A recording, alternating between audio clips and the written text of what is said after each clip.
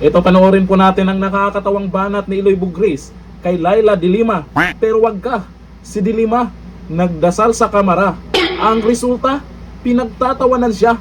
Ang tanong, ano ba kasi ang pinagdadasal niya? O ito, panoorin po natin ang banat po ni Eloy Bugris na kung saan gigil na gigil siya kay de Lima. Pero yung banat niya, aburido dito si Jonel. O ito, ang video.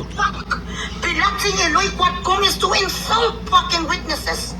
In the aid of legislation, sabi sa mga yudiputa nga magnanakaw. Yung pala nung lumabas ang listahan, bilagsing Eloy. Sa mga 18 brave marines, ang mga alipot kag mga palaitot. Kasama ang bilagsing Eloy nga si Diril de Lima, Jonel! Jonel Pachupal, Jonel Kalsong, Jonel! Ang bilagsing Eloy nga Department of Justice nga Secretary, isa ka palang yung diputa kasi nagapakasasa sa aming pera. Tusin o nga formal bilagsing Eloy si de Lima nga ulano. Lalo. Ikaw leader sa gasol. Upet bank. Bilagsing Eloy Quadcom is to insult fucking witnesses. In the aid of legislation, sabi sa mga yudiputa nga magnanakaw. Yung pala nung lumabas ang listahan, bilagsing Eloy. Sa mga 18 brave marines, ang mga alipot kag mga palaitot. Kasama ang bilagsing Eloy nga si Diril de Lima, Jonel! Jonel Pachupal, Jonel Kalsong, Jonel! Ang bilagsing Eloy nga Department of Justice nga Secretary, isa ka palang yung diputa kasi nagapakasasa sa aming pera. Ay, matindi talaga ito bumanat si Eloy Bugris.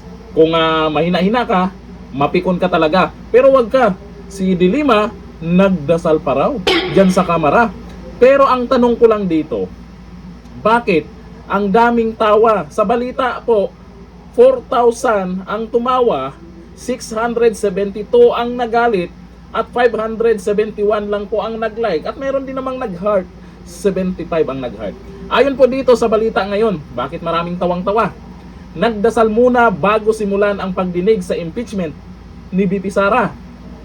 Bago tuluyang umarangkada ang pagdinig, nagkaroon muna ng sandaling panalangin ang mga miyembro ng House Committee on Justice sa muling pagbubukas ng deliberasyon kaugnay ng impeachment complaints laban kay Vice President Sara Duterte ngayong Miyerkules, March 18. Makikita sa mga larawan na sabay-sabay na tumayo ang mga mambabatas habang nakayuko at nagdasal. May mga nag-comment dyan, sabi mga buhaya daw, hindi naman lahat. Meron namang matitino dyan. Ang naturang pagdinig ay bahagi ng pagpapatuloy ng deliberasyon sa dalawang verified impeachment complaints laban sa Vice Presidente na nauna nang idineklarang sufficient in form and substance ng komite.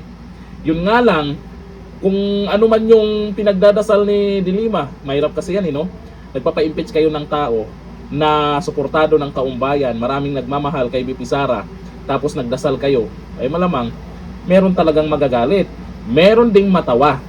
Ito, basahin po natin yung mga nag-comment kung bakit nagalit yung iba, bakit natawa yung iba sa ginawa ni de Lima dyan sa kamara.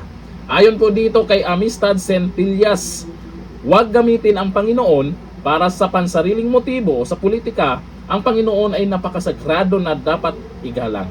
Yan po yung paniniwala ng karamihan, pero bakit pati yung pagdasal dyan sa kamara ay binabalita pa? Sabi ni Jim Sally Asaron, hindi tinatanggap ang panalangin kung ang pakay mo para sa kasamaan.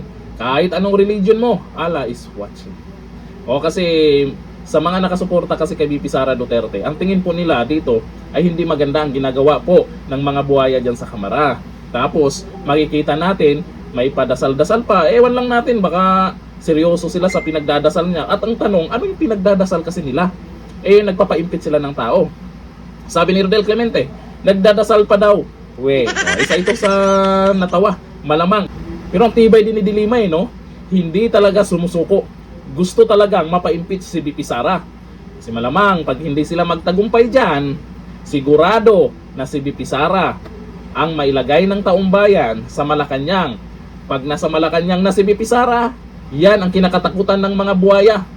Ang pagiging maldita ni VP Sara. Lagot kayo. Kaya, impeach VP Sara pa mo. Hindi natin kayo.